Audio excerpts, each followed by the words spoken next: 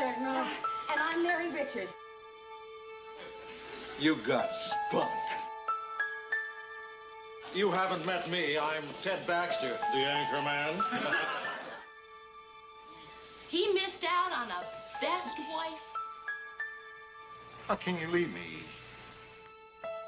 We'll be done in 2 shakes of a lamb's tail. I'll come right to the point. I'm here to talk about you, and Mary's here to see to it that I don't rip your face off. Chuckles the clown is dead. I don't want to go to jail. I'd like to have you meet my son. Georgette, I promise to be a devoted husband. What's wrong, Walter? Bronchitis. I thought you said you were good friends. Oh, I never said we were good friends. I only said that we never met. I think we all need some Kleenex. There's some on Mary's desk.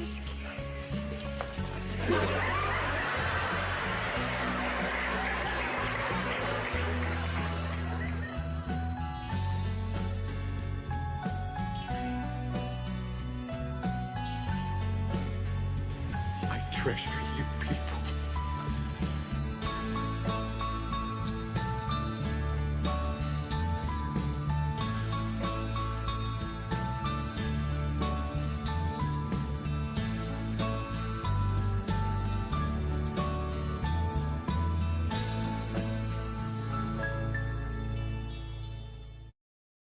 You know, if there's one thing that's worse than being single, it's sitting around talking about being single. In 1970, I have to remember, it was a long time ago. There were sitcoms. It was a very nice time. Everybody was coming out with new stuff. Norman Lear made a show that broke the mold. And then everybody tried different things. So it was a very open time to try new stuff. We were scraping the barrels of our lives and, you know, reading what we could read. And everything we were doing came out of the life experience of the moment. It's very hard to grasp what 1970 was. It's very hard. And, you know, it's you know, the show 222 was the second show and only second by 6 months to have black people as stars in the cast. So minorities were not really well represented. This is just, we're going into antiquity in a certain way. The women's movement was beginning and developing and cresting. We caught that wave that was just beginning to happen then, which was all about feminism, you know, which Germaine Greer and Gloria Steinem and all that was just beginning to happen. I was very taken by the feminine mystique in the early 60s and the women's movement. And I've been working in the civil rights movement for many years before, since late 50s. So I was already very socially aware, just because that's the way my life had gone. So I was deeply into the women's movement. And I wasn't like a huge feminist. I was wearing hot pants to meetings. So believe me, I wasn't such a good feminist. But I was a strange mixture of never feeling discriminated against as a woman, because I had a lot of success in jobs, and my marriage was a very, you know, co-equal thing, and I knew I was going to have a career. So, I mean, I was sort of the person without having the cause, if you will. I grew up in a world where women sort of could do anything they wanted to do. During the war itself, I actually had worked at Lockheed Aircraft, and I built airplanes. I built P-38s. I was a riveter, and I got to be a really good riveter, and I actually became an instructor when I became a vice president of CBS. I was just stunned. So I don't think that I ever thought of myself as, you know, having breaking new ground. I don't know. It was what I liked to do. I loved making shows, and I was making shows. And most of the women whom I knew felt the same way. My earlier series, Life with Elizabeth and then Date with the Angels, everybody said, oh, well, it was so hard for a woman then as it is now. Well, I was also producing them. I mean, it was the beginning of women's liberation, and that was the first time that anything sort of spoke to me and who I was and what I wanted to do. Things started to change for the women in the workplace, particularly. But I always felt that we could do anything we wanted to do. as long as we really cared about doing it, and as long as we were good at what we did. We'd better be good. But I always felt it was easier for us and for the men because they were so competitive. You know, I was trying to find myself in the women's movement. I was hearing my mother say things like, well, you know, I think when women don't allow men to open the door for them, they lose something. And I used to say, yeah, but Mom, it's not about being taken care of anymore. It's about striding forth and standing on your own 2 feet. Well, yes, but you just remain a lady, will you? And, you know, so all of that stuff was playing in my head. I think the 70s first understood that the sitcom was very powerful. It was the perfect vehicle to reflect what was going on in society. Sitcom became a platform for a lot of subjects, politics, opinions, passions, before the news was the platform or a documentary was the platform. But they discovered if you made people laugh, at the same time you sent them the message, it was more powerful for the audience. And I think it gave permission to a whole reams of women and men around the country to look at the new paradigm, the new way things work.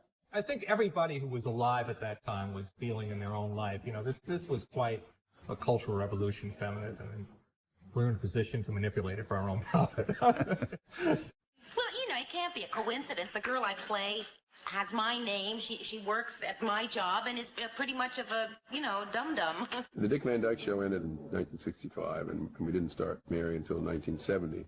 And in those intervening 5 years, Mary did a number of things. Most of them sort of forgettable. She made a deal with Universal to do some movies. She had done Thoroughly Modern Millie, which was a pretty good show with Julie Andrews, and directed by George Roy Hill. But the rest of them were really forgettable Universal comedies. I can remember one she did with Elvis Presley, which probably she's even forgotten. Shows that were, for the most part, best forgotten. They were not very good. She got a play offer to do Breakfast at Tiffany Revisited. And it sounded like a great idea. All kinds of great people connected with it, and didn't make it. So I was a little unhappy at NBC, so I quit, and we came back west. And it was about that point that Dick Van Dyke did a special for CBS called Dick Van Dyke and the Other Woman.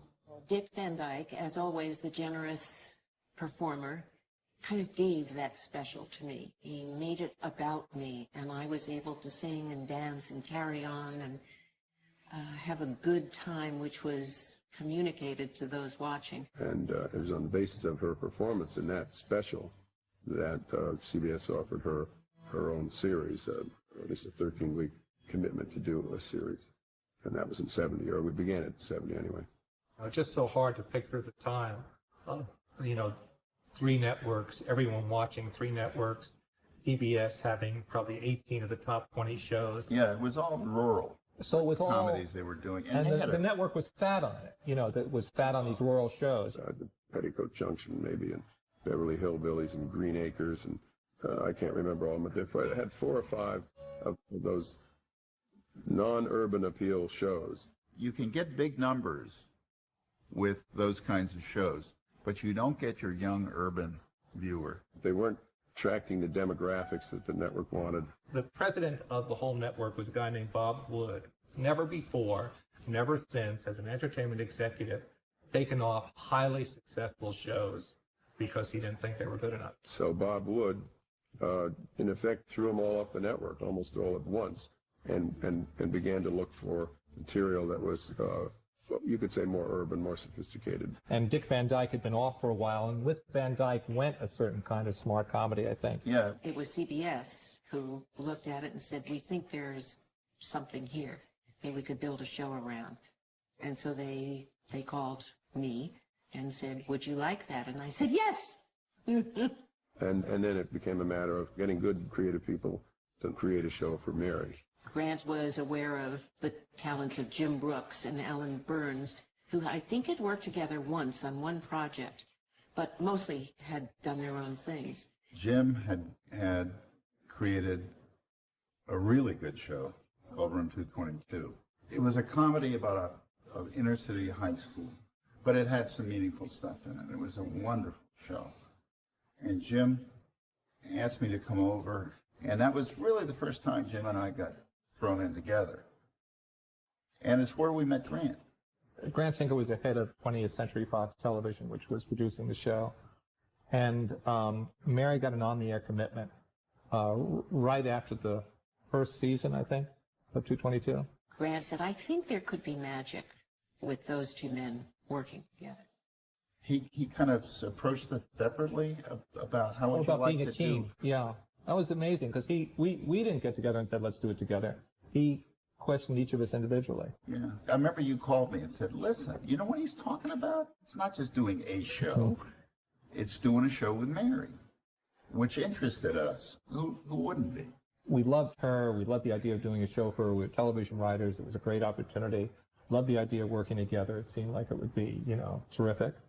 And because Grant was still the president of 20th Century Fox Television, and this was sort of, weird wearing two hats, that he was totally in the closet. Yeah, I handle it in the dark of night, in a way. Obviously, Mary and I were married, so, there was plenty of opportunity to talk about the show. But I had a very understanding boss, Fox, a guy named Bill Self, who was there for years and ran television. And he just kind of allowed me to have a foot in each one of these. So we were the fronts for the business part of what became MTM as well. So we were not only totally naive, it was up to us to, one day we had to hire an accountant. We were doing these business things as the writers of the show. Which we didn't know how to do. Yeah, and it was all fun. It was all not, we took the writing, seriously in a certain way, but it was lark-like because there was no context for it. We were in this office all by ourselves. There was no boss around. It was just us. We were MTM. The guy who really was the boss couldn't say he was the boss out loud. So it was odd. And so we began talking about what that show might be. There was some stutter starting in terms of ideas. It wasn't always what the Mary show turned out to be. They were very high on the idea of my being a single woman in a metropolitan environment. The Mary show that they created was created because it was material that they liked and wanted to do. We went to CBS in New York, and it was, at that time, it was thrilling for us to be flown to New York. It was great. And we went into a meeting, and we thought we had scored, and when we left the meeting, the head of programming said, fire these guys. CBS asked us to lose Brooks and Burns after a while. Just in the gestation period, they decided these guys didn't have it. We didn't know that they had said, let's fire them. You should fire them. But we thought that wasn't very far down the line. Let's quit on the principle they found nothing we said vaguely amusing. And they stared at us in a room while we kept on sweating and pitching these things, which met with utter silence. They first wanted me to be a recent divorcee. CBS didn't like that at all. It was that Mary was divorced, first of all. Remember, we had pitched it out here. Okay. And Mary loved the idea. Mary and Grant both had been divorced. It's very hard to grasp what 1970 was. You have to remember back in the early 70s, divorce was not taken so lightly, either by the two people in the marriage nor by the audience watching shows about divorcing people. They had literally a corporate heart attack over the idea of divorce. They said, there's just nothing funny about divorce. And anyway, they'd think she's divorcing Dick Van Dyke. And we said, no, they won't, because we got that covered. You'll see the guy from time to time. And we'll make sure that she's blameless in the divorce because her parents, I remember this, that his parents were characters. Do you remember this? And they liked her more. They were going to be characters, and they liked her better than they liked him. Ultimately, after a lot of back and forth stuff, they allowed her to be coming off a failed affair, and which I guess they found that more palatable than divorce. We went back and we reworked the idea and still had fun, still, liked what we were doing. The truth was that our idea wasn't so hot. So in a way, in their... Thank God. In a way. Even though they were wrong, the reasons were wrong, we had to go back and rethink it. And what we rethought came out to be. Under You've Got to Catch a Break, yeah. Single woman, new life, new city, new friends, new working colleagues, and all the myriad fun you could have. One of the things we loved and want to hold on to was a sense of living in the time. That if you felt like you were really happening then. It didn't feel like Doris Day, like Lucy, which could have happened any time.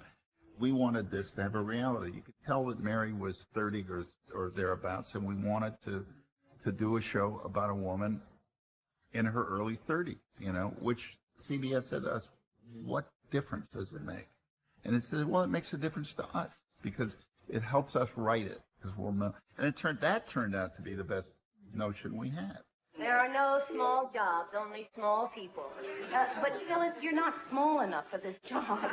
CBS finally approved the concept, and then it became a matter of well, Jim and Allan writing the entire script. Obviously, at that point they had a presentation, which was exceedingly good. We had a good time. I mean, it was just really like a good time, and then we wrote the script. Really, didn't we write it pretty quick? It started with Jim and Allan, so the kind of work they did attracted a lot of other people who wanted to do the same kind of good work. We were basically, doing our show for the right reasons, to, be true to some people we had there and to be as funny as we could. We also had the best bunch of writers, the Treva Silvermans from the beginning, and Dave Davis and Lorenzo Musi. Jim called me, and he said, Allan and I are doing Mary, and we'd like you to be a part of the show, sight unseen, before you even write anything. So it was great. I was given their 2 scripts, and I thought, finally, something that's like Dick Van Dyke, in that it's about real people and real situations and natural and people talking the way that people talk. Lorenzo and Dave Davis came in with Jim Brooks. And Jim had worked particularly with Dave Davis, who was a brilliant editor and also a writer. And Dave, in turn, I think, had Lorenzo as a partner, so he came along also. All the writers were freelance, coming in. They would bring a story in. If they didn't have the story, Jim and Al would give them a story. And they never took credit. They always gave the writer full credit. When I was hired, I was given a sentence that every writer in Hollywood wants to get, which is, you can write as many as you want. What? Yes, you can write as many as you want. So I called my agent and I said, all I want to do from now on is write Mary Tyler Moore's. And he said, well, that's not good. In this town, you have to be represented at Fox and at Columbia and, all the Paramount. And I said, no, that's the only one I want. There was that feeling of this group, and we were a very small group. It's the MTM at the original was Jim Allan, myself. Lorenzo was like a kind of a staff writer, gag man type person. And then we had an art director and an accountant. And then Grant Tinker, that was the nucleus of MTM. CBS had ultimately, finally approved the idea, that the Mary concept that we all ultimately saw. And then it became a matter of casting those parts. Ethel Winan was the vice president in charge of talent at CBS, which meant literally she was in charge of all casting. I got a call from Jim Brooks and Allan Burns, and I didn't know them. They worked at Fox, and they said they had really hoped that I would think about casting the Mary Tyler Moore Show, which they were doing. Now, I said I would be delighted to read it, and I would try to be as helpful as I could, but that I thought it would be unlikely that I would cast it. It really didn't fit into my lot. She was busy, and she usually would assign a casting director to a show. So I took the script home, and I read it, and I thought, this is the best script I've ever read. So I called them the next day, and I said, listen, I love your show. I think it's the best script I've read maybe ever. It's a sitcom. She liked our show so much, the script she was reading, that she volunteered to cast our show. And that was no inconsiderable feat. She was sort of the antithesis of your average or normal network executive. She was really constructive and helpful. For 2.5 months or so, she worked with us, and she'd beat the bushes for actors. They were so terrific. We brought people in, and the problem was they were so nice. They were just so nice that everybody who came in and had an interview and read for a part was convinced that they'd gotten the part. Because we weren't finding who we wanted for almost anything, right? No, we had seen Gavin MacLeod on something. We wanted Gavin to play Lou Grant, and she said, "I don't see that. I could see him as Murray." I always thought, from the day I read the script, that Gavin should play Murray. They sent over 2 scripts, and it's for the part of Lou Grant. So I'm reading the first pilot, and I said, "Wow, what a part! It's not right for me, but it's a great part. I like this guy, Murray Slaughter." I go to the interview, and so I read for Lou Grant. I got a lot of laughs and everything else, and then I had to get to rehearsal, and shouldn't I tell him about Murray Slaughter? So I remember I went to the door and I said, "Can I tell you guys the truth? Can I read for Murray Slaughter?" They said, yeah. Well, yeah. So there was one line in that pilot when Ted Baxter comes into the room for the first entrance. Murray Slaughter said, the Mastriani of Minneapolis. I just loved the rhythm of that line. And I remember Jim, when I did that line, Jim laughed and laughed and laughed.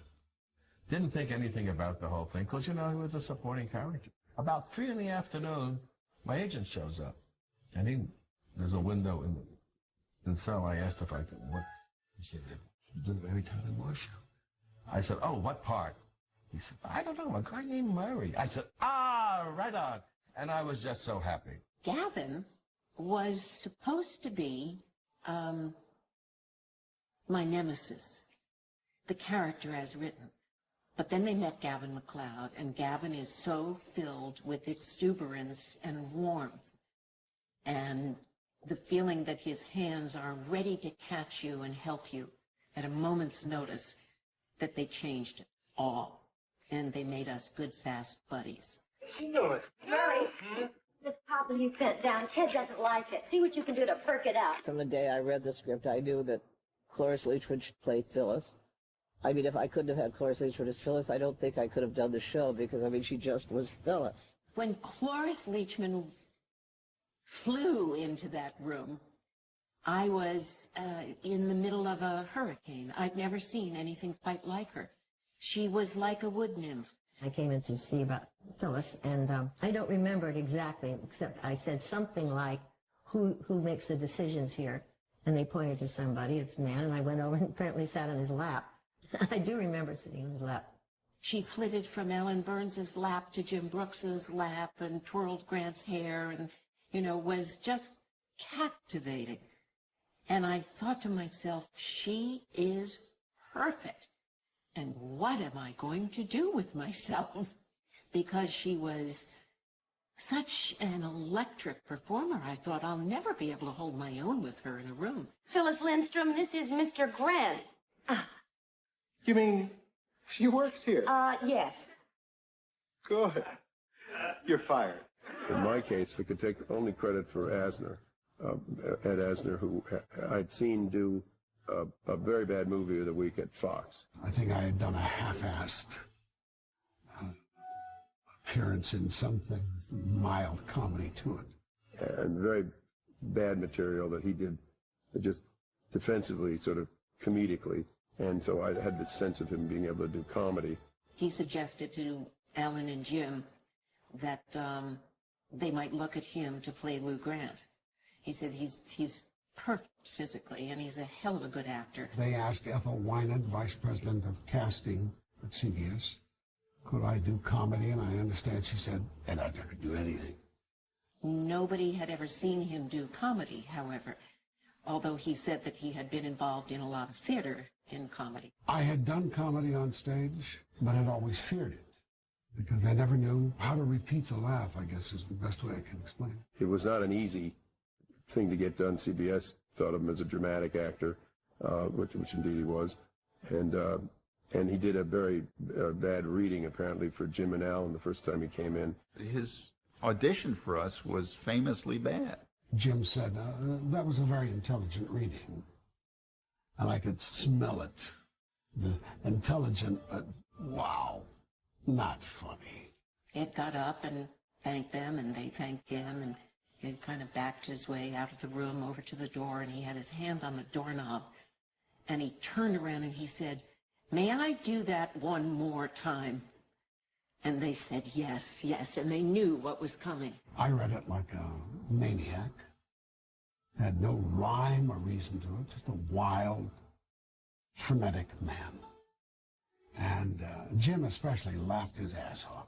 Ed tapped into some wonderful place in his being that he never let go of from that moment on. When I left, Mary turned to them and said, "Are you sure?" And Allan said, "That's your Lou Grant." Hi! Hi! If that's Bill, you didn't lose much. Valerie was found at the end of a long, long line of women who came in to read with me. We were like 2 weeks before we were supposed to shoot our trial pilot, and we didn't have a Rhoda. Ethel found Valerie in some kind of actor's showcase. I was going to the theater every night, in case there was someone I hadn't seen in the world. And so one night I went to see a play which a group of New York actors were doing, and there was this girl, Valerie Harper, and I thought she was a possible Rhoda.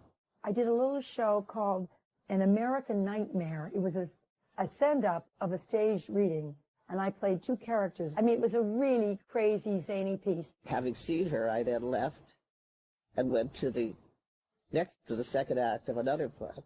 And the next morning I called the theater to get her information, and they told me that they had rented, a group of people had rented the theater on a four-walls basis for just one night, and they didn't have a clue. I don't remember. A little 50-seat theater. Ethel came and saw me. I didn't have an agent. None of the guilds had her. She wasn't Chorus Equity, she wasn't SAG, she wasn't AFTRA, she wasn't anything. And drove her assistant crazy trying to track her down. And meanwhile, we didn't have anybody. I was desperate. I mean, it's not only could I not cast the part, but then I found someone I thought could play the part, and I'd lost her. So she had the hell's own time tracking me down, and somehow she did. My secretary came in, and she had an envelope, one of those big manila envelopes, with a bunch of actors' pictures. And she pulled one out, and it said, "Valerie," she said, "is this who you're looking for?" It was a miracle. It was just a sheer miracle. So I called her. I got her in that day. And it is Ethel who brought me in to read for Jim and Allan, and I'll never forget the day. Going in, I thought I would be a bad choice, that because I was brunette like Mary and had a small turned-up nose like Mary, I thought, well, I'm not much of a contrast. They'll probably go for someone very different in physical type, or short and redheaded and extremely chubby, or tall, somebody different than Mary. But the moment Valerie said the words, "This is going to be my apartment," we knew we had her. That was it. She was Rhoda. Hi, Ted. We were just talking about you. Thank you. Thank you. The last character that they had to cast was the Ted Baxter character. Dave came in, and he had seen Ted in a play and said, "This guy's hysterical. You got to see him." And he came in, but he didn't fit our image of it, even though he made us laugh a lot. Character was described as a tall, dark, and handsome, fall-down handsome love interest for Mary. We were worried that if it were cast with someone as mature as Ted Knight, that he might be pathetic. He would be a man who had failed, and we didn't want that. We had originally envisioned one of those young, firm-jawed anchors, you know. He was supposed to be outrageous, and he was supposed to really drive Lou Grant crazy.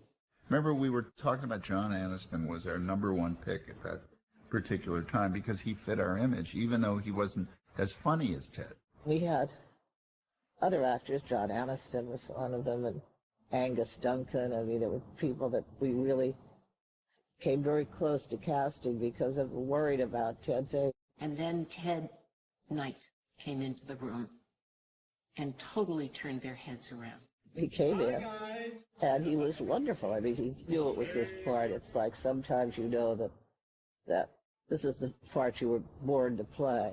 Not only was he more a buffoon than they ever dreamed of in his approach to the character, but at a time when in his acting career he could barely afford to go out and buy anything that wasn't necessary to his life, he had gone out and bought a blue blazer and went somewhere and bought a patch and sewed it onto the pocket of the blue blazer and won our hearts. We were certain that he had spent his last dollar on that blazer. We started to feel we started to build him into a romantic character off that appearance. It's hard to believe now that there could have ever been anyone who could have played that part except Ted. As you think of these people now, and you think back to the show, that all seems like brilliant casting. It never is in the beginning on any show. They just all turned out to be really good choices. I wonder, could I talk to you about Later, honey, I'm busy.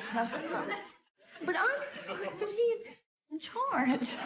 I knew Jay Sandrich more as an associate director than a director. I worked on the Danny Thomas Show, and the next stage was the Dick Van Dyke Show, and I used to beg Sheldon to let me direct the Van Dyke Show. I really understood that show, but I never got a chance to do it. But I always wanted to work with Mary. And then I had followed, I kept up with them in those intervening 5 years. Grant talked to me about the show, and he gave me a presentation. They didn't have a script yet. He gave me the presentation, and I just thought it was so wonderful, and it was intelligent and really well written. I was really excited to do any show that Mary was involved in, and Jim and Allan had a great point of view, so I really looked forward to it. And he turned out to be a really good choice. I think a director is critical to a really good show. The director, if she is a regular director, will sort of speak for the cast to the writers, and will talk to the cast through the writers. So there's a middleman, so it doesn't have to be too contentious. Jay was the perfect coordinator between, he kept us all talking to each other. And he was responsible for that communication, communicate to them what we were hoping for, communicate to us where they had problems. The really hard part on the Mary Show, because we had one of the most brilliant group of writers. There were 6 just brilliant comedy minds, and they would come down to see a run-through. Sometimes an actor would be, because they really hadn't learned it, would not do it as well, or sometimes they'd miss a line or something, and these 6 brilliant minds would try to change things. I do remember Jay being just wonderful, and he'd say to me, look, you guys, we got to see it. We can't, there's a point where you got to stop rehearsing and just let it go, even if it's only Wednesday, because the writers have to know if the material writes or if they have to go back and rewrite. And they used to go back and rewrite all night long. You have to be in sync with the writers. The director has to be in sync and understand where they're going, but you have to fight if you think the performance is not going the way you think it's the right way. It was tough being one director with all these wonderful, brilliant minds. He's got a way about him, a very gentle way and a very authoritative way. Jay said, Flores, what are you doing? I said, turned a pillar of salt. You'd try anything he would suggest because you knew he wouldn't do anything to make you look foolish. So it has to be very collaborative, but there still has to be sort of that division between writers and directors. And you can't have 18 people talking to the actors. It gets too confusing. We used to call Jay the little tank, because he would just ramrod right through any confusing, bothersome problems and get what he wanted. He'd get from point A to point Z, however he had to. He was phenomenal. I'd maybe have a late call and he'd be rehearsing a scene, or I wasn't in a particular scene and he was directing, and I'd be walking by and he'd turn from his director's stand to me and said, Did you see the Rams last time? Yeah, the scene's going on, and I didn't, don't look at me, look, see. And the actor would speak, and then he'd say, "Oh my God, did you see that pass?" And he said, "Oh, when you move over there, you should pick up the pencil before you move, because that'll set you up for the next gag." And he never missed a trick. It's unbelievable. He knew it. He breathed it. He has got, I think of most of the directors I've ever worked with in anything, he's got the greatest sense of pace, of how to, and I think Jimmy Burrows learned that from Jay, of how to keep a show going. We would tease Jay all the time about what he was wearing. We thought he was just stuck in a time period with his golf sweaters and his whatever. Just funny. What a director has to do is the style of the show. The writers create it and write it and come up with the wonderful plots and everything, but there's so many different ways to play every scene. Jay shot really interesting 3-camera shows. I mean, there was a certain style I had. I moved actors a lot. There's always been a feeling that comedy has to be loud, fast, and bright. I don't subscribe to that. I think there were many moments we would play scenes with very low-key lighting. I mean, you have to see faces in comedy because you want to see what's going on behind the eyes. But it should have a quality to it, a film look to it. We had a director of photography, Bill Klein, who wanted to make a multi-camera show not look like a multi-camera show. Usually multi-camera shows have big flat lighting, cones, big round lights in the front, shooting light in. Bill Klein wanted to sculpt it, make it look more real, make it look more realistic, and spent a lot of time getting that look. And he was marvelous. He was a veteran. He'd been around. He felt this was a challenge. He responded to all of us. He didn't think we were young whippersnappers and all that. He really listened to us.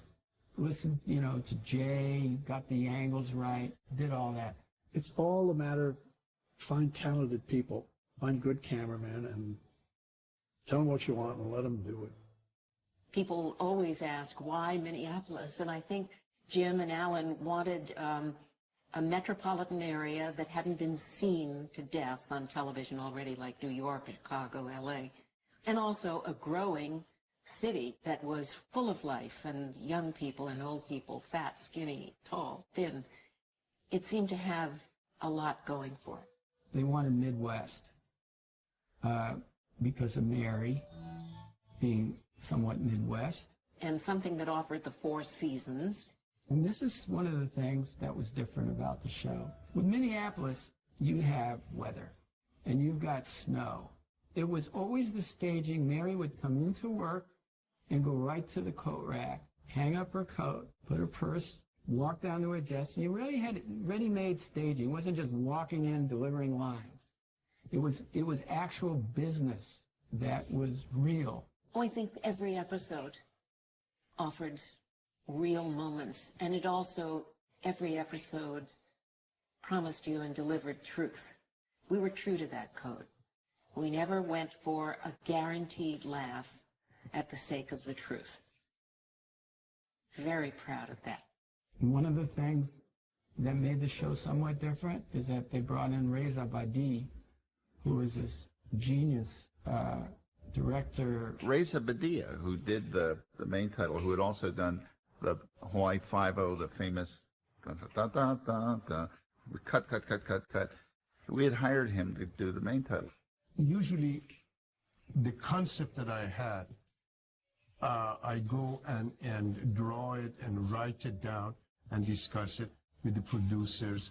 That's how the way I'm going to go, and then shoot them. But this was one of those kind of the engine thing to go, and I was shooting lots of footage, and among them to bring them together, and I cut the main title out of it. It was freezing cold in Minneapolis, and we were tired. We'd been shooting outdoors. My lips were turning purple, and so cold that I couldn't even form words. They just weren't working. It was just so The thing I always loved about the main title is the thing with Mary throwing her hat in the air in the freeze frame. I had this concept of when you graduate out of a class, the happiness of the moment is you take your hat and throw it up. And for me, Mary graduated to a free woman for that era. So I wanted to do that. That's how I explained it, because Mary was saying, what's the reason why I'm throwing my hat up? Riza said to me at one point, okay, let's just get this one last shot. Run out into the middle of the intersection and throw your hat in the air as though you're exuberant and determined to make it on your own and the happiest girl in the world. And so I did. It didn't seem stupid to me, the fact that it was one of the city's busiest intersections and that there was a lot of traffic. But you can see the danger written on the face of the woman who was standing in back of me. She has her hair in rollers and a scarf around her head. And I eventually met her and talked to her. And she saw me. She didn't know who I was or what was happening. She couldn't see the camera because they were using a lens. And she thought I was going to kill myself. And I did too after I got out there. And of course, one take becomes, wait a minute, do it one more time. Okay, now do it one more time. And now we have traffic and horns honking and everything. I'm really lucky that I came out of that alive. She had been out of television a while when we filmed the original main titles. And I keep on remembering the footage after that frame where it fell in the middle of the street, and she had to go scrambling to pick it up while traffic was coming by. And I just thought, just a metaphor for everything. People were looking at her strangely. Who's this woman throwing her hat up in the air? Just past the exultant moment. And we saw that when he brought this thing back, and here was this. He's showing us this stuff, and she's throwing it up, and it comes back down and lands, and we're saying, what the hell is that? And he says, no, look. He was on a moviola, and he stopped it and freeze frame it. He says, that's going to be the end of the thing. And we said, I don't think so. Jim absolutely thought that's not going to work. Allan says, it's, I don't think this is a place for it in the main title, but nevertheless, he was willing to see it how it worked. And I started cutting the picture and putting the graphic and the lettering and so forth to it. And then he cut it together, and it was terrific. I remember that moment vividly. He says, you son of a bitch, you made it work. And he was so happy that the hat works. I mean, does anybody not think of that when they think of the Mary Tyler Moore Show? I was glad. That was just something that I wanted, and it paid off. How will you make it on your own? We didn't find Sonny Curtis for the theme song. Arthur Price did. And we sent him in, took out a guitar and played it. We had barely, we were still in some little crummy office, and this guy who he'd been a guitarist for Buddy Holly, came in, kind of a shit kicker kind of guy, seemed like, and put his guitar down, opened the case, had some pages of lyrics, put them down on the coffee table, or top of the guitar case, and played the song. And he finished it. We looked at each other and said, how did we get this lucky? That We somebody didn't look at anything else. He just was said, okay. He said, and he was very low key. Thank you, and that'll be our song. And hey, it was amazing. Jim and Allan said that it's perfect. Let's do it. That was it. It wasn't like, well, can you do it a little faster? Can you do it this? And just sing it. That was it. So we got lucky with a lot of people. We got lucky with the theme song. Got lucky with Reza doing that main title and having the instinct to do something that becomes sort of an icon. As Jim said, we were pretty naive, and a lot of good things happened to us along the way. Already, I hear these little voices that are saying, get out while you can. Obviously, their major concern is this show going to work? When you're doing a pilot for a 13-week commitment, everybody in the network gets involved because it's a major financial commitment on the part of the network. All of them have legitimate reasons to be concerned. I'd separate that from being involved, because Too many network cooks can really spoil what you're doing. Men who are not funny are telling people who are funny what to do, and it's always going to be like that. Because the people who are funny don't want to put on a suit and tie and sit at the network. People just, at the very least, waste a lot of time, with network people that is, trying to be involved in the process, and at worst, are so meddlesome with creative people that won't stand up to them that they actually bring down a project. It was a long time before they read a script, so they didn't know what was going on at all. And they were very uncertain about these guys who they knew nothing about, Jim Brooks and Allan Burns. I mean, they'd never worked at CBS. As far as they knew, they'd done one show, which had done very well, but it wasn't a runaway hit. And so they were uncertain about them and surprised. I mean, that of all the people in the world, Mary had selected them to do her show. It was a commitment, and everybody in the world was dying to have a commitment. So she could have gotten anybody her pick of people who had done 25 sitcoms, they had chosen Jim and Allan. They were very different from their average comedy writer. They didn't tell jokes.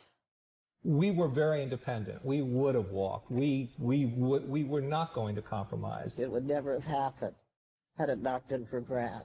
I got sort of famous for, being cranky with actually all networks ultimately, and so that was my job, just being the protector. Total loyalty and support from the guy who we work for. That's an antique notion. Unheard of. Even at that time, by the way, especially at that time. And by the way, we had, as I say, that kind of support after we had pitched a rotten idea. I told them that Brooks and Burns were part of the deal, and that turned out to be pretty good too. I mean, a pretty good idea to keep them, as the next 7 years would prove. We also got great feedback, like from Ethel Wynant, who immediately saw what the script was about. And she really went in and fought for it, too, when CBS was suddenly having second thoughts about what they were going to do with this show. She was the voice of support, the only one we were getting at that time from the network side. They tried to talk to Allan and tell him that they hated something. And he just pushed him to the wall and he said, well, there's one person over there who likes our scripts. Ethel Wynant really likes our material. And then when I got back to the office, there was a message from Allan saying, I hope I haven't gotten you into terrible trouble, because he said, I said that. There was this awful silence. Ethel was like Horatio at the bridge for us, because they were hating it more and more at CBS, and she was defending us, almost to her peril. My secretary said, they have been buzzing for you on the executive intercom for the last 20 minutes. They are hysterical up there. She was in some trouble, I think, that she was sticking up for so much for something that the rest of them hated. So I went after this. Said, did you tell Jim Brooks and Allan Burns that you liked their script? I said, yes, I did. And they said, well, why would you do that? I said, well, there are two reasons, really. One, because I like the script. I think it's terrific. And two, I'm casting their show. And they said, well, it would just be better if you stopped telling them that. Well, by then I had read 5 or 6 scripts, and I thought they were all terrific. And I dreaded the moment when the network read the rest of the scripts, because I knew they wouldn't like them either, and they didn't. They were just not liking what they were seeing at all. And so she bought us time. Nobody was very much interested in the casting of the show. They just hated the show, and when they finally read a script from these two guys in whom they had no faith. And we had a program executive who hated the show so passionately. His name was Frank Barton. His title was Vice President in charge of development, or program development at CBS. So this fell into his office. It was Frank Barton who hated the show so much and said the scripts were so terrible. The reason that they probably didn't like the script is that it didn't have the elements that they were used to seeing in a multi-camera show. Everything that made the show great, they were nervous about. Everything was terrible. That he wanted to fire Jim and Allan. he wanted to put somebody else on the show. I won't say his judgment was always flawed, but he might make a mistake now and then. I don't think anyone else even bothered to read the script. They just accepted the fact that they had this great talent. Mary Tyler Moore was going to be their big star, and a disastrous production group. As we put the cast together, they hated everybody we had. The Rhoda character was a little different than they're used to seeing. The Phyllis character was a little bit too off the wall for them, and not off the wall enough. So they didn't pay too much attention to me, the casting at that point, because they were convinced that nothing that I did would matter, because they were going to get rid of these terrible writers and get a proper script and start over. There was a lot of talking to CBS, as always happens when you're doing a show for a network. The network people want to have a lot to say about it, sometimes helpfully and sometimes, in fact, frequently, not too helpfully. The network did say, ridiculous things, 3 shows you don't put in a show: divorce, mustaches, and Jews, They did not want Rhoda's mother's script to be done because she was Jewish, and she was from wherever she's from, the Bronx, and Nancy Walker. They did not think you should do that show. We got a phone call from the network liaison saying, "We're telling you you cannot shoot the show." We said, "What do you mean you can't? This is Friday. We're starting in the rehearsals on Monday." And he said, "We don't like it. It's weird. It's strange. Rhoda wants to keep her mother at arm's distance." And they forbid, check this out, they forbid Grant to do it. We called Grant up. Grant at Fox. And said, "Grant, can they tell us not to shoot?" He said, "They can tell you not to, but they can't stop you from shooting it. And I think you ought to shoot it, because I've read that script and I think it's good." And so we did. And immodestly, it was the show that got us the Emmy that year for writing. I defy anybody with half a wit to look at any of the Mary shows, starting with the first one, and not know that there was a show there. One of the reasons that MTM was such a successful company was Grant Tinker. No one else. I mean, he just so backed his creative people. He would put himself in between whatever network interference there was or notes that they wanted to do. He'd take them and just shield the creative people. So there were probably an awful lot of things that happened that none of us knew about. Grant has never felt that he was a creative person, although I'm here to tell you he is creative. But he also knows how to find talent and which talent to put together.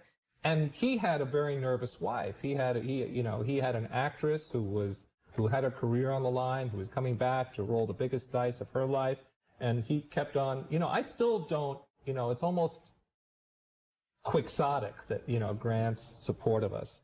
I believe they also had invested a lot of money of their own money. It's past quixotic. It becomes stupid. But anyway, we were the beneficiaries. If you've got good creative people working on a project, the idea is to let them do it. I've been on the network side and had occasion to see this happen, and it's tempting not to have faith in things as opposed to having faith. And I figured if I could stay out of the way in the 60s, that CBS could stay out of the way in the 70s, I guess. Why don't we just rerun an old movie or something until everything gets fixed? That's a good question for someone who doesn't know anything about this business. We didn't do a pilot. A pilot, is the first episode, and it's shown to the network, and then they show it to the other stations, so everybody knows what the show is going to look like. And because Mary's show was picked up right away without a pilot, there was nothing to show. CBS asked us, since we had no pilot, if we would just film a little scene so that they could send that to all their affiliates so that they could commit to being on board with the network. Just a teaser to give them an idea what the show was going to be about. And we took our favorite scene out of the show. We weren't wrong about that, which was the scene where Mary is interviewed for the job by Ed. And we shot it on a little commercial stage on La Brea Avenue. Jay Sanders directed it.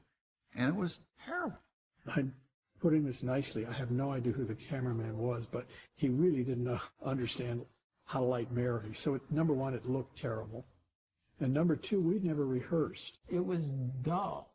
It didn't have the energy. It didn't have it, even though the actors were trying to do it. They had no audience to react off of. Ed was very slow in working on that. I said earlier that Ed Asner, once having found in his second reading at the audition his comedy self, never lost it again. I lied. He did lose it one other time. Naturally, because I didn't know what I was doing. I was still at sea in comedy. We didn't have a set then. Nothing was really designed, so they kind of put together 3 walls. The room was cramped, and I felt very stiff. I don't know how Mary felt. And I met this guy, Jay Sandrich. It was the first time Ed and I had worked together.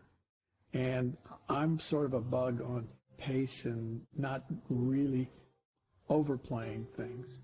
Jay, who is a comma by period by dash director.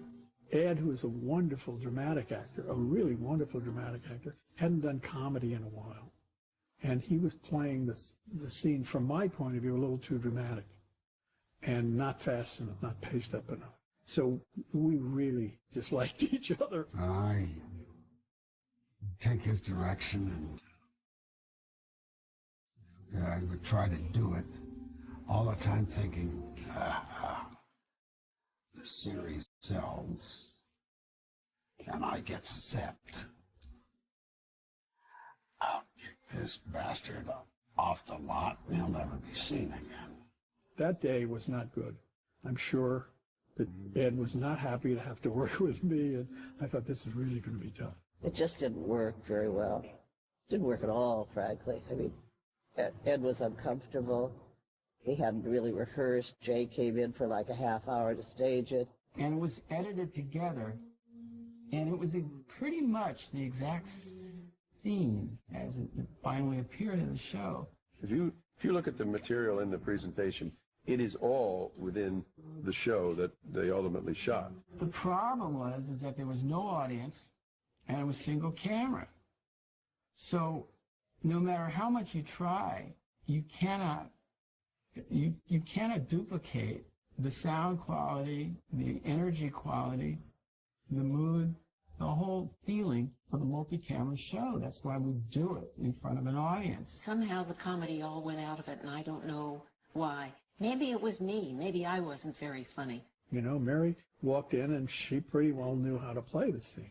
So most of the time pressure was trying to get Ed, from my point of view, to just pace it up and not play it quite so dramatically. I don't know how bad it was. No, I don't know how bad it was. It went badly, really badly. After shooting it, we got a visit or a call from Perry Lafferty, who was the head of CBS West Coast, saying, guys, you know what? Ed Asner is a wonderful, wonderful dramatic actor. Dramatic. And that was supposed to be our hint to say, you're right, let's recast it. The network guys looked at it, and that's when it was, everything hit the fan. I mean, they called me in and they said, you have to fire him. I said, I just will not fire him. I will admit it's a terrible scene. I mean, I looked at it and thought, oh, God, it really is terrible. But it's not fair. I mean, it's like, you know, it's like nobody had gotten up in the morning. Nobody had brushed their teeth. Nobody had done anything. They just did it. But we really did a bad job. Just died. Just lay on the floor. There was nothing you could do about it. It just kind of illustrated why it's so important to do the show in front of a live audience. And I think that made CBS a little uneasy. I think you're blowing this whole thing up way out of proportion. No, he's not, Mary. I was there. We were going through these awful rites of passage. That's right. If we'd probably thought about it very long, we would have been frozen into inactivity because of it was such a huge task. I don't think CBS ever really gave up on the show. It was just a show that was sort of one of a tragedy. You had this great star, and they mucked it up. They gave up as we went along, but, you know, since they had a 13-week commitment to it, they were sort of stuck with ultimately succeeding with this thing that they hated along the way. I just know that I really wanted this to be good. The show was to be filmed on a Friday. We'd rehearsed for like five days. And on Tuesday, we had an audience in, and we did a run-through to get a sense of where the laughs were. You know, Mary knew the routine, but let's let these other actors, you know, hear the laughs, know when to hold, you know, not step on the other lines. The full audience and dress rehearsal. You know, for a shakedown cruise, so to speak. You know, there were a lot of things that happened that week. We were working with friends. Everybody was together. This was our big chance. We couldn't make too many mistakes. That's for very sure. It was the worst disaster I've ever been involved with. It was terrible. Maybe the worst night I've ever spent at a sitcom. Nobody laughed. At all. They hated everything. It was like the world had come to an end. It was terrible from the get-go. I mean, it was the longest 2 hours or 2.5 hours of my life.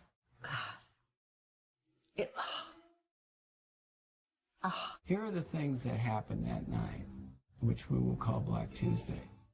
It was an incredibly hot day. And it was, one of the hottest nights of the year, and the air conditioning wasn't working in the studio. It was like a boiler room in that place. So we had 200 sweating people who couldn't hear. Those microphones were not working. As a result, the audience could barely hear what was being said on the stage. And there had been a bomb scare on the lot that day. Jim and Allan did the warm-up, and to the best of my recollection, it was good that Lorenzo Music did the warm-ups after that. The two shyest guys in the world trying to do a warm-up just flop sweat. It was just awful. And we cared, I think, more about the fact that we were totally bombing that show was. It was a sketch. Every once in a while, Allan, who was where we're just being met with this wall, would do the mic to me, and I would just smile and not be able to say a word. So he was angry at me for just leaving him out there, even though I was up there with him. I had straight lines with nobody doing the rest of it. They could barely be heard as well. You know, I was mute and he was bumpering, and it was just horrendous. And I literally was afraid somebody throw a knife in my back. You could just feel the anger from the audience. They just weren't happy. That's probably where the network people were at their lowest, and probably wish they hadn't gotten involved at all. Everybody knows when you're doing a comedy, you're not hearing laughs. It's not working. It wasn't like, gee, it went well. It was, we got to do something about this. It was bad enough so that I say 20 people in the office, there's nobody who said, gee, it wasn't that bad, or, you know, it was that bad. They said it was a disaster. We certainly didn't get the audience response we would have liked. They didn't laugh, but I hadn't heard a lot of laughs all week. We were working on it, and all I knew was that we were going to do it again.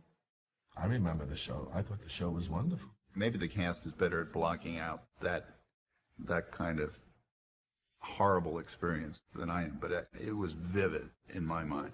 I think everybody down there knew enough to impart false hopes to whoever was willing to listen. Mary, having been up there, you know, for the probably the only time in her life she's really bombed, you know, was, I mean, and to that extent where she got no affection from the audience. She came out to thank the audience. She really thanked them for sticking with her for the whole thing. I thought, she's so terrific. She's so brave. And then I think she went back and cried herself to sleep. I sobbed my way home from the studio to our house, and I couldn't get my face dried after I washed it because the tears were still streaming down it. Mary's very strong, but she just kind of broke Ann, and because this was a big opportunity for her, and she could see it going down the drain. I don't think I said anything to Grant. He had been there. He had seen it. And he said, he got out of bed and said, I'll be right back. And I heard him go to the telephone. So I got on the phone to Jim and Allan, who were, you know, having their own problems. And so I just told them, you know, in a manner of a boss who doesn't know what the hell to tell him, I just said, fix it. And he said, hi, it's Grant. Mary's very upset, so fix it. thanks, and hung up. And that was the leadership they got from Grant. But I got famous for that because fix it doesn't mean anything. And I don't think they were necessary at all for our writers. They knew that something had to be done. No one punished us but ourselves, which was great. In other words, we weren't forced on the defensive, and that was again because we were working with friends and because of Grant Tinker. And Jim and Allan particularly, I think they had high hopes for it. And they handled it very professionally, you know. Allan said, well, I think you all better go home so we can get to work. And I had no idea what we'd do when those people left the room, because, and they left the room. He kept inviting them to stay. Yeah. Can I get you some tea? The difficult thing was, what are we going to do with this show? Because it's not working. And we did one key thing to make Rhoda more accessible based on, you know, the script supervisor, Mark Mullen, having a suggestion that the kid and the pilot endorse Rhoda so they'd have some context for laughing at her. In the powwow that followed, sitting around with the script supervisor, Marge Mullen, who said, I think maybe Rhoda is too aggressive and the audience is fearful for Darling Mary. Rhoda's screaming at Mary, get out of my apartment, this is my apartment. Marge said, well, why don't you have the little girl, Phyllis's daughter, who's about 10, say, oh, Aunt Rhoda's really terrific. Rhoda was really a neat person. How could you not trust her after that? And that was about the only writing change. It was amazing that everybody, the writers, Jim and Allan, had the courage to stick with the material. You know, these guys were pros by then, and they weren't about to panic because they had a bad run through. No one interfered at all. No one wanted to interfere. I mean, we policed ourselves pretty well, I think. Instead of defending their lines and saying the actors didn't play it right or they didn't do it, they said, we got a lot of work to do. We got to go back in here. No one castigated us or said we had behaved badly or hadn't done our job. And I said basically to the cast, we're sticking with the script. We know it's good. Let's just rehearse some more. Let's really rehearse and start playing these scenes better. And we just all worked. We just went back to doing it. We didn't change anything. We didn't change the staging. We just did it better. Congratulations, kid. How'd you do it? I don't know. I just opened my mouth and... You know, I think everybody had faith in it. They just needed a couple more days to really get up to speed and start playing it. And then, of course, we did it on Friday, and it was just the opposite. I mean, it was wonderful. It was a great evening. When we did the whole show, it was gangbusters. Everything worked. You just would not have recognized one night against the other. And Jim and I were just looking at each other like, what happened? 3 days ago, silent. Now explosions of laughter. The audience was with us 150%. Total reversal of that feeling that was engendered from the Tuesday night. I gave it everything I had. And I listened with every ounce of my attention when others were talking to me in the scenes. They really knew their lines. They were right on the lines. We were clicking beautifully, Mary and I, and when we got to you got spunk, I hate spunk. I mean, I have never heard the roof come down as it came down on that line. Because they were laughing. That's why you do a 3-camera show when it's a comedy. Love was all around on that set. And that song exemplified exactly what was happening on that set. Unbelievable. Fantastic. As good as it gets. It's such a marvelous feeling. And if you ever have some of those moments, they're the fun ones. The air conditioning was fixed, no bomb scare. And we made sure air conditioning, boy, was at top of the list after the Black Tuesday. Everything these guys did was keyed and geared. The music, the warm-up man. Lorenzo was great with the audience because he went into the audience, he talked to the audience, and the other thing that he did was he would say, testing the microphones. Testing, testing, do you hear me? You can hear the response. You can hear the quiet when it's really working. And you can hear the laughter when it has been magnificent.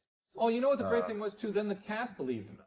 You know, I mean, so that you know, they thought that we knew how to fix things. And The trust we had for them, they never failed us. Sweet dears that they were. They thought we knew something, you know. So there was just everything positive you could have put into the basic foundation of anything was put into this. And then at that point, I think CBS felt they had something on their hands that worked. Obviously, networks then test shows, a reprehensible practice, because it allows them not to make any creative judgments of their own. They just look at the test numbers, and all shows almost test negatively. And Mary's did too. Testing was horrible. I on don't the think it was show, horrible. remember? It was very average. They called Mary a loser. A loser. Cloris was abrasive. Val was to New York. Was somewhat of a religious comment. She walked funny, she talked funny, and I thought, I walked funny? And I guess I did. After the testing, their spirits lagged a bit, CBS that is. People would come up to me and say, I hear you did the Mary Tyler Moore show. I said, great. He said, and they'd say, and I heard this about 4 or 5 times, well, I hear CBS has another show ready to take its place. Because the feeling was around town, I don't know whether CBS felt this, that it wasn't going to work. CBS used to traditionally announce its schedule on February 22nd. On February 22nd, we had no cast. There was no pilot. It was just scripts that these guys had read and didn't like. And my dad was he was then head of programming, but he had no interest in the show, and he certainly wasn't a defender of the show, and he had been told by his people they were stuck with this dog of a show. So he put it where it would do them the least harm. But they had to schedule it because they committed. They had a commitment for 13. We were one of those people with a show vying for their schedule. Whoever was in charge of programming then didn't like it. They gave us a terrible time period where we couldn't possibly have succeeded. I forget what it was. We were going to be on Tuesday night. It was against I'll the tell you fit of the exactly. time. We were going to be against the Mod Squad, which was the #1 show in the country. They scheduled it on Tuesday night behind Hee Haw. Mary's making new friends. Make yourself at home on Tuesday. Nobody would have ever seen the show. It was a disaster. In that time period, it would have been just would have died. Nobody paid any attention to it. It was just done, finished.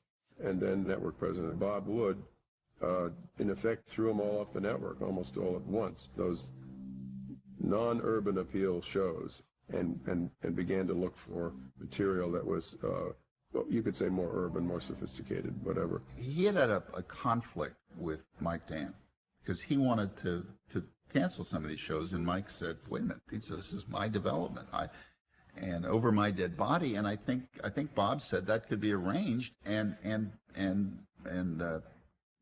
Dan left. And so he had to hire somebody to replace him, and he hired this 32-year-old wonderkind named Fred Silverman. Fred Silverman was appointed to replace Mike Dan. And he came out to visit the West Coast. And the day he came out, they delivered the first show. The final print with its main title, with the music, and on a Friday afternoon, late Friday afternoon, we went down to the boardroom to look at it.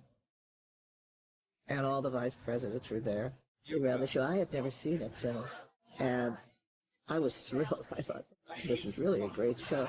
And the lights came up, and nobody said anything because everyone was waiting to hear what Fred would say. And he didn't say anything. He was fumbling around, and he was muttering. He finally said, "How the hell do you get a New York call?" I mean, he could make the phone work. He was sitting by the phone, and I said, "Who do you want in New York?" And he said, "I want to talk to Bob Wood." And by now, it's like, it's night in New York. It's everybody's, gone Friday night. But we tracked down Bob Wood. Fred picked up the phone and said, "There's a show here that is exactly what we want, and we're gonna kill it if we leave it in that time slot." And he said, "I know you're going to go crazy when I tell you this. I know it's August, but you've got to change the schedule. We have to move the Mary Tyler Moore show. I've just seen it. It's a wonderful show, and we have to move it. We have to move it to Saturday night." They shook up their schedule in order to take us from Tuesday night and put us on Saturday, and change some other things too. They don't do things like that. They set schedules early, and they stick by them because the advertisers are going to gripe. Bob had the balls to say, I'm not gonna jeopardize this show, which is, I think, the way we should be going for the advertisers. Fred had good program instincts, certainly at the time, and I'm sure he and Bob Wood and others looked at it and had to know that it was a show, had to know if they had something there. It's new on CBS. We've got it all together. We've got it all together this fall with the Mary Tyler Moore Show. It's All Together with Mary Tyler Moore, Saturday, September 19th on CBS. We didn't come on, and we weren't a major rating success right away. I know that we were not, an instant hit, as is expected today of shows, which is quite unfair, really. I remember reading the Time magazine review. Oh my God. The worst in a bad season or something like that? No, you wish it was that. I remember every bad review I've ever had. I take them very seriously, and I think they know much more than I do. I remember driving down Melrose Avenue the morning after reading that review and coming to a stop signal, looking over and seeing a Jaguar coupe with Mary Tyler Moore in it. And she and I looked at each other, and she looked like somebody had hit her right in the face, because she had obviously just read it too. And I usually think the ones who are writing good reviews, saying positive things about me, just don't really understand. Do you have any good reviews there? Most people find it easier to tell you what's wrong with something, and that may account for. I mean, I hold to my conviction that it's very hard to look at any Mary episode, including pilot, and not know that this is a good show. I like the show. I mean, I watched it even before I came to work here. If you can get by on 15 less a week, we'll make you producer. We were promoted on day one beyond any of our wildest dreams. We never dreamed of control of a show like this. We wouldn't have set it as our ambition. It was just handed to us, and we were, for a while, for a long while, we were too dumb to know it had been handed to us. We just did it. After the fifth rating, they didn't give us notes anymore. And pretty soon, I think CBS backed off, and they began to be very proud of it, and I'm sure to this day, they think they created it. I think one of the happiest moments was the day when the phone rang, and Mary went to it, turned around, looked at us, and said, "Well, gang, we can send out the laundry.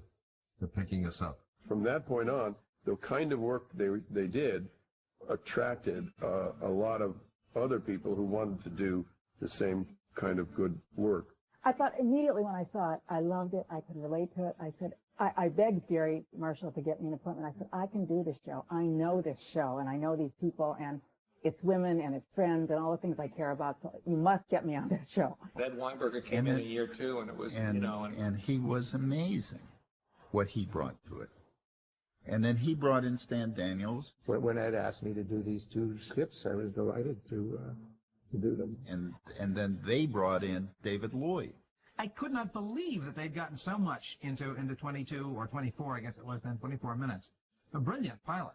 These new guys kept coming in with this amazing... This new character. I mean, Betty White came in, Georgia Engel came in. During the first year, when we come to the shows and we had such fun, well, about the fourth year, they asked me to do a guest shot, a one-shot on it. And I thought, boy, I've lucked into one of the happiest families in the world. The really top comedy shows are very lucky in many ways. The right person for that part shows up and is available and grows with them. I think we used the acceptance we were getting well. Once we started this ball rolling, it was an enormous education. Jim used to say, my God, Val, we can plan our season. They'd say 24 shows. And they say, well, we do this many Marys, this many Lou Grant, 3 or 4 Rhoda. Not everybody would be in every show, but emphasis for a story. And then they could just, they could map it out that way.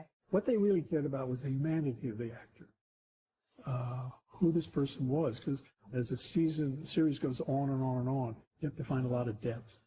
I think the actors, too, were so good that they forced us into using them better. Ted, for example.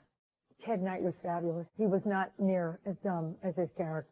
Halfway, I think, through the first season, we said, let's not get laughs on Ted mispronouncing places anymore. We can do, you know. Ted and I just grew into this part. He just took it and understood it and made him funnier and funnier. Ted was so good that we could no longer get by with just doing him being dumb. There had to be more to him than that, and we found layers. That's the wonderful thing about really good writing and good acting, and I hope good directing. You find opportunities and you find new relationships between the characters. So it isn't always the same. It isn't like this is the way it was the first time. We'll make it always this way. They grew into people that you knew and cared about and loved, and you just knew their foibles. And as I say, not a big deal today, because you know a lot of the shows do it, but they weren't doing it in 1970 or 71. This was a very special group of people who came together and worked on priceless material. I mean, I get on the freeway to drive home after a day's work the first year, and I looked, I said, gee, it's what a thrill to be able to work with everybody we're working with. And we respected and loved each other, and always we had fun with each other. We laughed all the time. And there were no bad apples. There just were not. I'm not sure how we got so lucky. I think you start with Mary. You start at the top. Mary just draws you right into the set. I mean, you just like this person. She was the most valiant of people. I mean, with all the stuff that was going on, her behavior was impeccable. She's exemplary. I mean, she was there always early. She was there to work with anybody if they wanted to work later. She was the boss, and everybody responded to that. She had been somewhat of an idol to a lot of us, that she was pretty and funny. She was fair, she was kind, she was fun. She never acted as though the MTM stood for Mary Tyler Moore. She was an actress on that show. I'm a part of it, but by no means did I create it. She didn't throw her weight around. She was always early. She was always prepared. And she always had this enthusiasm and what Mary is, you know, the very creative force. I think she has great depth and great fire. The most generous star I'd ever worked with. Mary just honored us. She hardly said anything. She was just like a fan. Knew and respected the talent that was in her show. She said, no, you guys prepare the way, and I just waltz down the path that you've created. Gave exceedingly to set them up in whatever they needed. She would say, well, I think this joke would be funnier from Rhoda. I don't think this is good for my character, even though it was a big laugh. Never tried to top them. Never had to be upstage, take the last laugh. And Mary had the sense that what was good and funny, what was good for the show, was going to be good for her. I've never had very much of an ego to begin with, so I'm fortunate there. But what I brought to that show, I learned from Dick Van Dyke and Carl Reiner. I just wanted the best for myself and for everybody else. But she realized that out of this wonderfully relaxed, supportive family, Mary was beginning to build an empire. Probably halfway through the first year, somewhere in there, I began to think of maybe this is the foundation of a company, and indeed it turned out to be. But that was not the genesis, and it wasn't the motivation in the first place. In the first place, it was just simply to make a good Mary show. It's the great thing. I've always said, a hit television series is the best job anybody can have, and it's for all those reasons. It was a great company of actors, doing characters they love. We had a job we loved. It was the way it's supposed to be. It's the way a show's supposed to run. Just a little family we have every week doing a little job and turning to be the classic show of all time.